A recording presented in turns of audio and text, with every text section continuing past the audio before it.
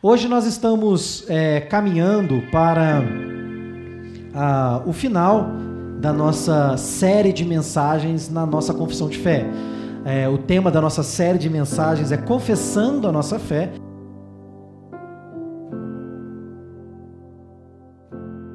E hoje, o penúltimo tema é ordenanças, batismo e ceia.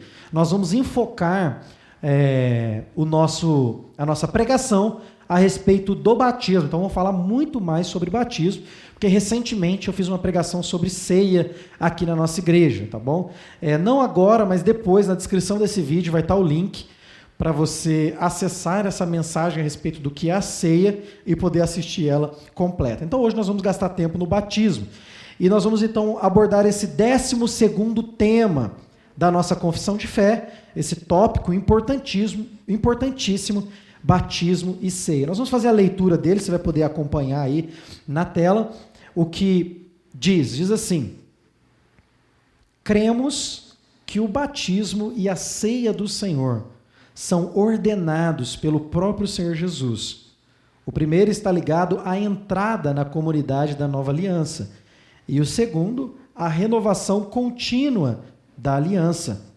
Juntos são simultaneamente o penhor de Deus a nós, meio de graça divinamente ordenados, nosso voto público de submissão a Cristo, uma vez crucificado e agora ressurreto, e a antecipação de sua volta e da consumação de todas as coisas. Vamos orar mais uma vez.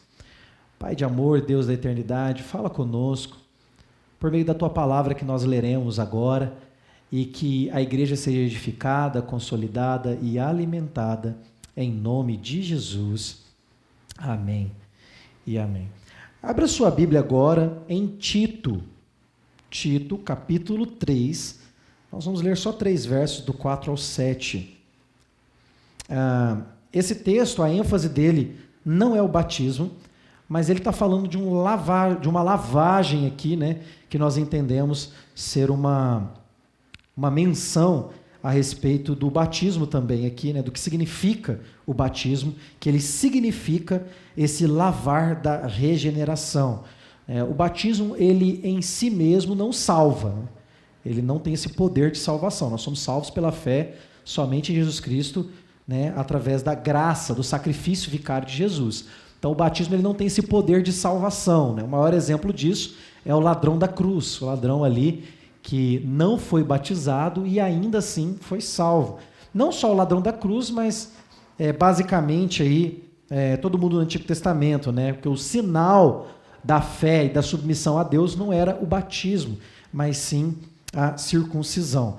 E nós agora, debaixo da nova aliança, somos batizados na morte e na ressurreição de Jesus por meio do batismo, nas águas, como nós o conhecemos. Então vamos ler Tito, capítulo 3, do verso 4 ao verso 7. Olha o que vai dizer a palavra de Deus. Mas quando apareceu a bondade de Deus, nosso Salvador, e o seu amor para com os homens, não por mérito de atos de justiça que houvéssemos praticado, mas segundo a sua misericórdia, ele nos salvou mediante o lavar da regeneração e da renovação realizada pelo Espírito Santo, que ele derramou amplamente sobre nós por Jesus Cristo, nosso Salvador, para que, justificados pela sua graça, fôssemos feitos herdeiros segundo a esperança da vida eterna. Palavra maravilhosa, Então nós estamos trabalhando aqui aquilo que nós entendemos por batismo. E o que seria então o batismo? O que significa o batismo? O batismo, ele é uma identificação e uma apropriação daquilo que Jesus fez na cruz do Calvário. Quando nós falamos a respeito de crer em Jesus, é muito mais do que crer que ele existiu. Hoje em dia isso é inegável diante de tantos relatos que nós temos, tantas cópias e tantos testemunhos a respeito de Jesus, né? Tem até um filme, né, Em Defesa de Cristo, que conta a história de um jornalista que quer provar que Jesus não existiu de fato, que ele não ressuscitou de fato. E é um filme maravilhoso, eu recomendo que você assista, Em Defesa de Cristo, e ele vai trabalhar exatamente essa ideia, né? Será que Jesus é mito? É realidade? A ressurreição é mito? É realidade? Então, a ideia de crer em Jesus passa muito mais pelo fato de crer no que ele fez e como isso se aplica a nós, do que crer que ele existiu. As pessoas acreditam que Jesus existiu. Alguns acreditam que Jesus, inclusive, foi um grande profeta. Outros acreditam que Jesus não foi um grande profeta, talvez um dos maiores profetas, mas foi uma grande personagem da história antiga, trazendo uma mensagem de amor, uma mensagem de segurança, uma mensagem de cumplicidade, uma mensagem de se colocar no lugar do outro, né?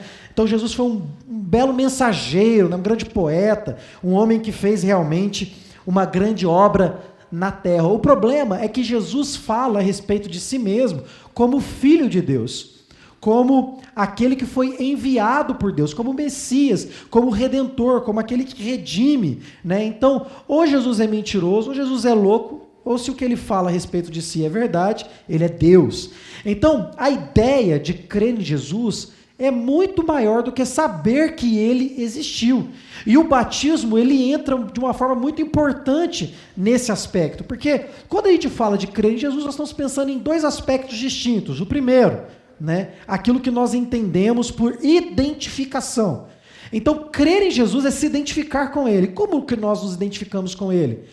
Ele veio à Terra, ele viveu como um de nós, ele morreu na cruz do Calvário, mas ele ressuscitou ao terceiro dia, e nós nos identificamos com ele porque ele não morreu por causa de um erro que cometeu ou por causa dos seus pecados. Ele morreu sendo justo, sendo perfeito, sendo bondoso. Então Jesus, ele morre na cruz do Calvário de maneira, vamos dizer assim, injusta. Os homens o matam de maneira injusta, mas ele está ali cumprindo um propósito e o plano de Deus. Perceba claramente, né, isso responde o problema do mal, né, a Teodiceia. Os homens queriam matar Jesus porque ele estava crescendo, né, estava com medo da repercussão do seu ministério, dele ser o Messias, dele tomar o poder, né? Então os homens o mataram por causa disso, né? Pilatos o matou lavando as suas mãos e o entregando porque não queria problema com os judeus, né? Mas por que Deus mói Jesus na cruz? Olha como os motivos são diferentes. Como Deus não é culpado pelo mal que os homens cometem, mas Deus usa o mal que os homens cometem para converter isso em bem do seu povo, né? Então aqui a solução da Teodiceia, do problema do mal, é exatamente isso, né? Que o mal, ele é oposição a Deus. Deus está usando a morte de Jesus para salvar, para justificar pecadores.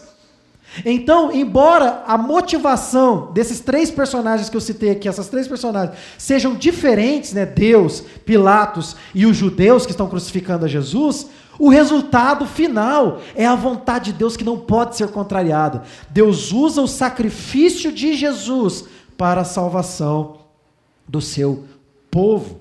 Então, a identificação passa por esse entendimento, o entendimento do Evangelho. O entendimento de que Deus não pecou, de que Deus não é mau, mas Deus usa a morte de Jesus para a justificação. Então é assim que eu me identifico com Jesus, quando eu olho para Jesus com fé. Fé no quê? Que a justiça dele é colocada sobre mim. Então ele foi justo em meu lugar. Não é só crer que ele existiu. Então, primeiro, a fé em Jesus passa por uma identificação. Eu preciso me identificar com ele. Então esse é o aspecto da fé que nos faz ver que Jesus assumiu a nossa posição de pecador, de pecado, né? Para que nós assumíssemos a sua posição de justiça. Isso está muito claro em 2 Coríntios, capítulo 5, verso 21, está muito claro também em Colossenses, capítulo 3, verso 3. Eu vou ler aqui um pedaço de Colossenses, olha o que vai dizer Colossenses 3, 3. Porque morreste e a vossa vida está oculta juntamente com Cristo em Deus. Então a nossa identificação com Jesus passa pelo fato de que agora fomos unidos a Cristo. Estamos escondidos em Cristo, né? Quando Deus nos olha, ou Ele nos vê sozinho em nossos pecados, ou nos vê através de Jesus Cristo, que já pagou por todos os nossos pecados. Então, fé em Jesus, crer em Jesus, não é saber que Ele existiu, mas é crer nessa identificação, que Ele foi justo em meu lugar, que Ele morreu a minha morte, que Ele viveu a minha vida, e que Ele ressuscitou para que um dia eu também fosse ressuscitado dos mortos. Então, se Jesus foi ressuscitado segundo a sua própria justiça, ou seja, Ele era inocente e foi achado inocente e por isso foi ressuscitado, e ressuscitou segundo a sua própria justiça, de outro lado, nós ressuscitaremos não pela nossa bondade ou pelo nosso mérito, como o apóstolo Paulo está dizendo a Tito, mas por causa dos méritos dele. É esta identificação importante que precisa ser feita quando nós falamos de batismo. E o segundo aspecto da nossa fé, primeiro, identificação. Segundo, apropriação.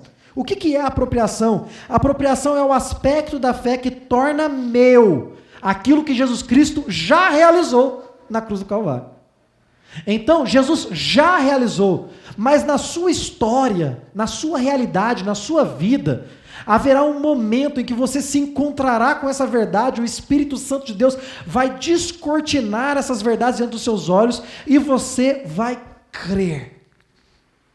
Então, quando você crê ali, você agora pode se apropriar desta fé, né? Apropriar. E como nós nos apropriamos? Por meio das ordenanças e dos meios de graça.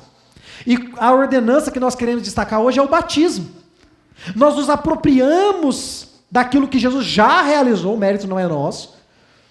A fé que nós temos em Jesus, ela começa a ter efeitos em nós quando nós participamos das ordenanças e estamos envolvidos com os meios de graça.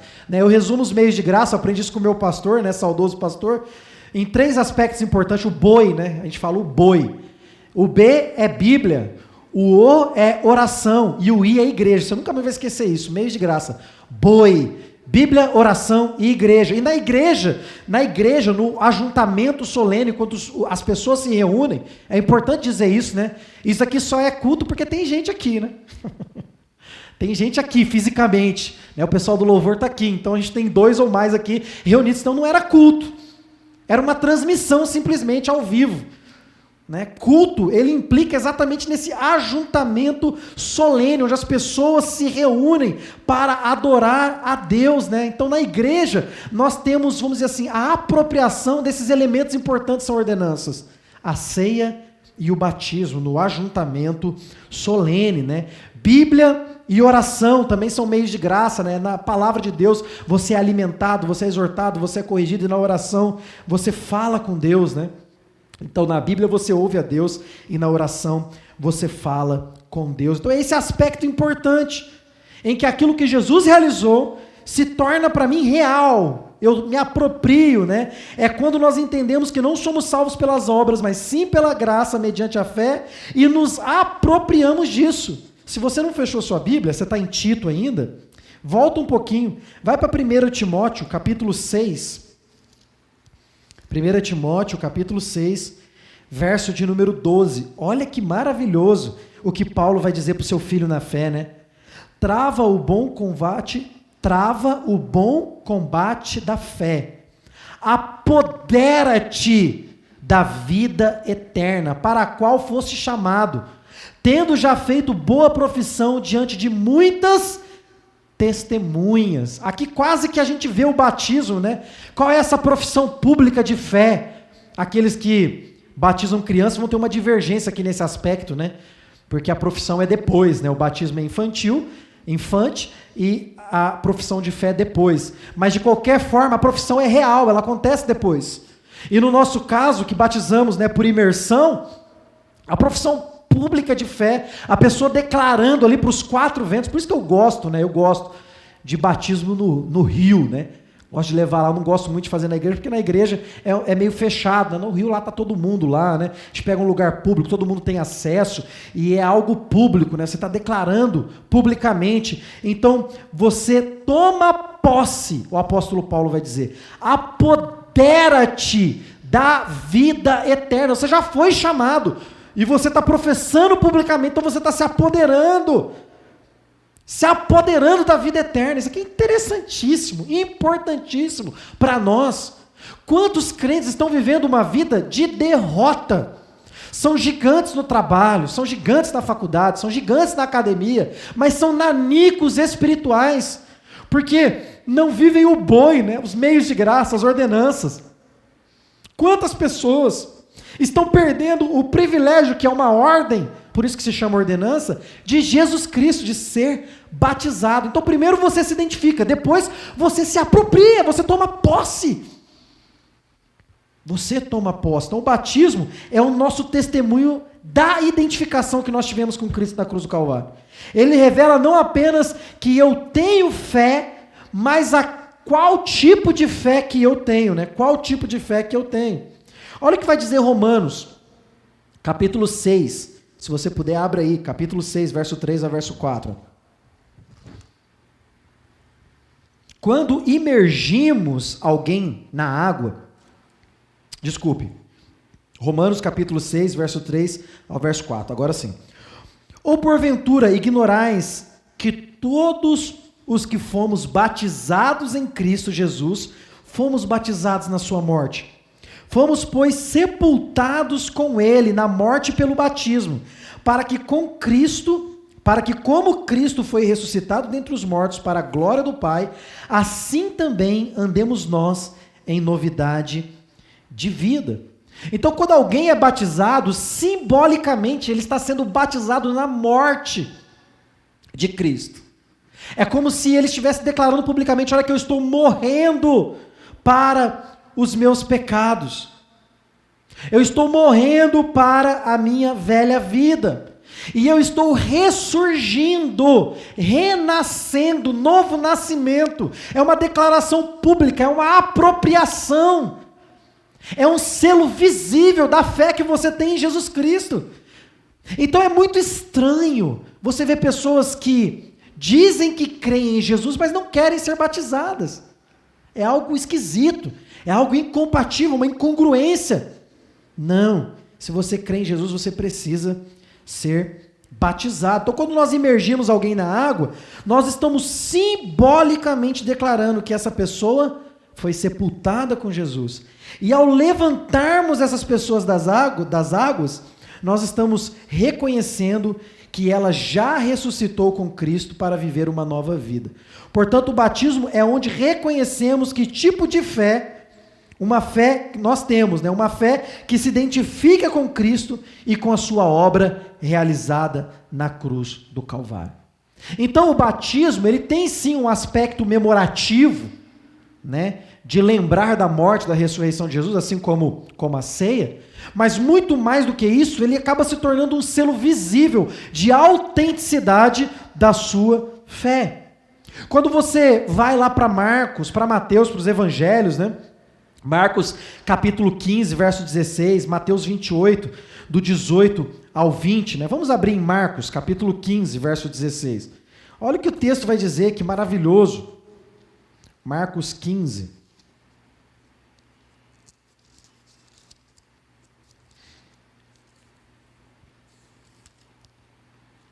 Quinze, 16. É difícil virar as páginas aqui. Marcos 15, 16. Os soldados levaram-no então para dentro do palácio, que é o pretório, e convocaram, acho que eu anotei errado aqui, deixa eu voltar um pouquinho, ver se é o 5.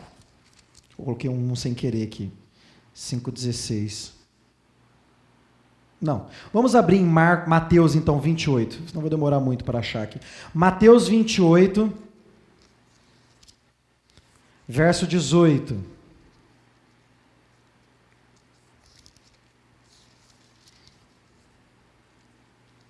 Mateus 28, 18. E aproximando-se Jesus, falou-lhes: toda autoridade me foi concedida no céu e na terra. Portanto, ide, fazei discípulos de todas as nações, batizando-os em nome do Pai, do Filho e do Espírito Santo, ensinando-lhes a obedecer a todas as coisas que vos ordenei, e eu estou convosco todos os dias até o final dos tempos. Então perceba que, em primeiro lugar, isto é uma ordem de Jesus, não é uma opção. Se você creu no Evangelho, você deve ser batizado. Então todo crente deve ser batizado? Logicamente. Se ele tem esta oportunidade, se ele pode ser batizado, né? Foi Jesus que ordenou o batismo nas águas. O batismo do crente agrada a Jesus. E não deixa de ser também uma prova do amor que você tem por Jesus. Quantas pessoas têm vergonha de dizer que é crente? No batismo, ela está declarando isso publicamente, dizendo para todos, né, que ela crê em Jesus Cristo. Em segundo lugar, simboliza a morte e a ressurreição de Jesus. Lembra lá em Atos dos Apóstolos, quando Filipe encontra com o eunuco? Ele encontra com o eunuco, né? E o eunuco vai ser batizado. E aí o Filipe começa a explicar para o eunuco a passagem de Isaías, do que significava que o Messias haveria de morrer. No final o eunuco diz: o que me impede de ser batizado? Qual é a resposta de Filipe? Se você crê de todo o seu coração, então é lícito.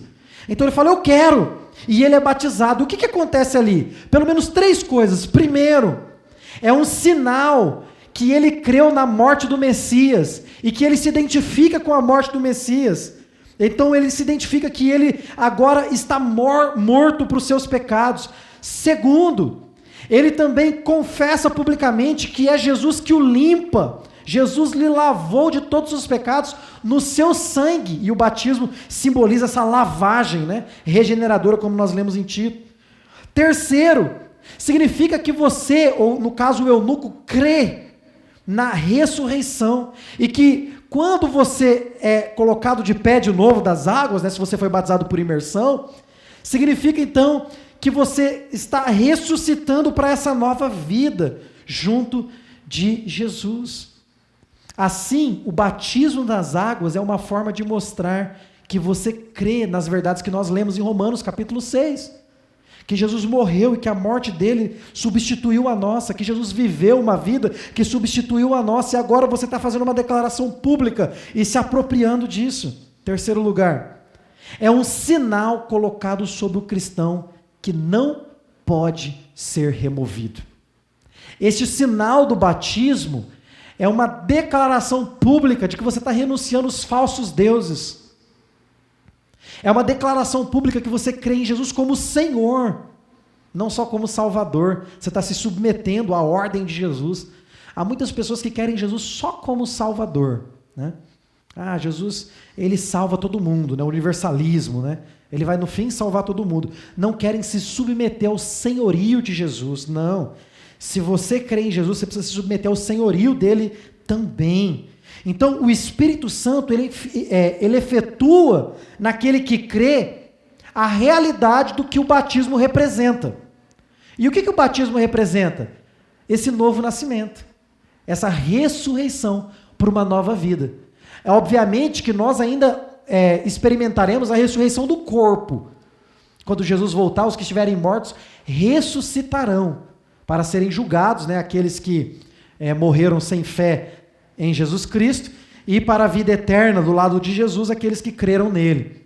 Então o batismo, ele tem este efeito, vamos dizer assim, né, aplicado pelo Espírito Santo, de tornar palpável aquilo que o Espírito já produziu em nós. Né? O mestre, pastor Franklin Ferreira, vai dizer que o batismo a gente mais experimenta do que entende. É difícil de entender esse simbolismo de morrer e ressuscitar. A gente não entende completamente, mas a gente experimenta, a gente sente, a gente vive.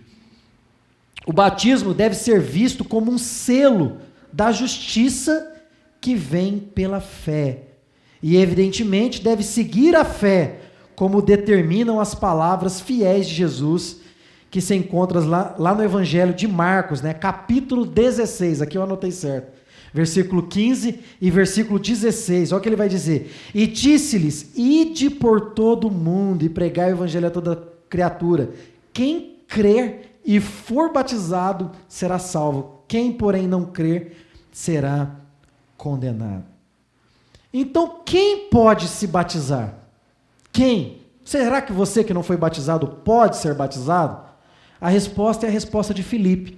Se você crê nessa identificação com Jesus, de que ele morreu, que ele viveu a sua vida, uma vida de justiça, uma vida de santidade, uma vida aceita por Deus, que ele morreu a sua morte, ou seja, ele suportou a ira de Deus, e que ele ressuscitou e nos substituiu, ou seja, a sua justiça foi imputada a nós. Se você crê nessa identificação, se você se identifica assim com Jesus, então você pode se apropriar.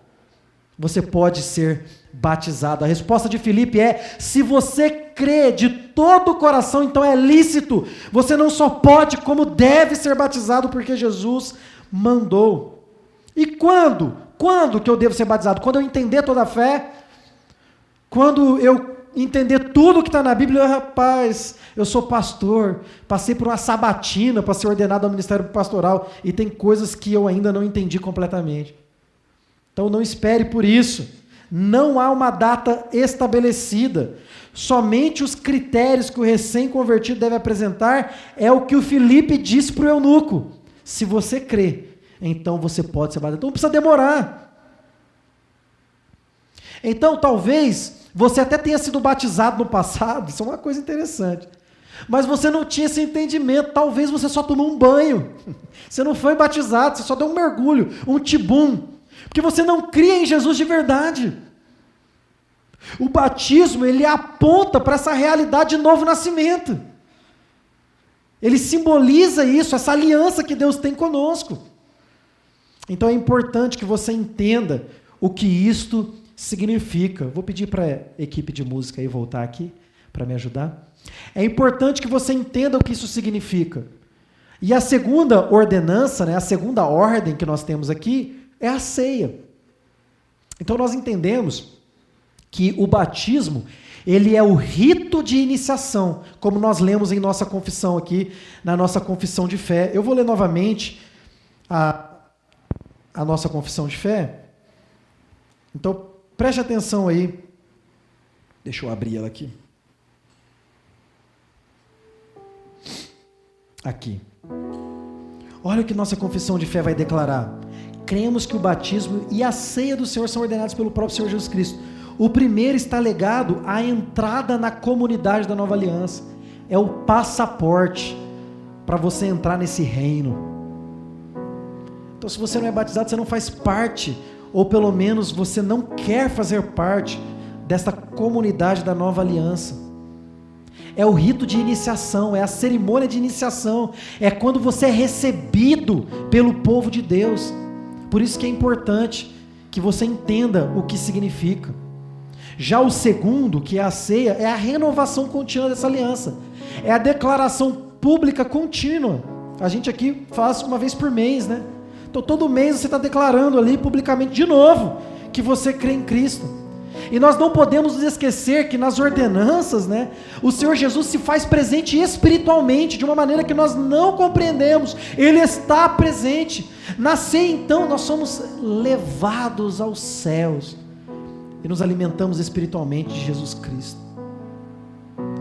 Então, querido, se você crê em Jesus, chegou a hora de você fazer essa declaração pública. Aquele que com o coração crê e com a boca confessar, no batismo você confessa publicamente. Você confessa publicamente, esse será salvo. Então, a ordem de Jesus, a ordem, Jesus já te salvou, mas existe uma ordem para você se submeter ao senhorio dele, para você fazer parte do corpo visível de Cristo na terra, que é a igreja. Você precisa passar pelas águas. Então, se você tem dúvida no seu coração, se você quer ser batizado, eu quero encorajar você a nos procurar, a me procurar, né? Se você abrir o QR Code aí, vai te direcionar para o nosso site, é a página de contribuição, mas lá em cima tem contatos. Você pode apertar em contato, pode pegar o nosso telefone, entrar em contato conosco. Se você crê em Jesus, não que ele existiu, mas da identificação com ele, chegou a hora de você se apropriar daquilo que Jesus conquistou na cruz do Calvário para você. Fazer parte da igreja, viver a vida que Jesus tem para você viver. Chega de viver uma vida nanica espiritual. Deus te chamou para viver uma vida superlativa, uma vida poderosa no Espírito Santo. Então se aproprie, tome posse da vida eterna. Se aproprie da vida eterna, como o apóstolo Paulo vai dizer a Timóteo. Vamos fazer uma oração? Pai, eu quero colocar diante de Ti a vida de todos que estão ouvindo essa mensagem. Aqueles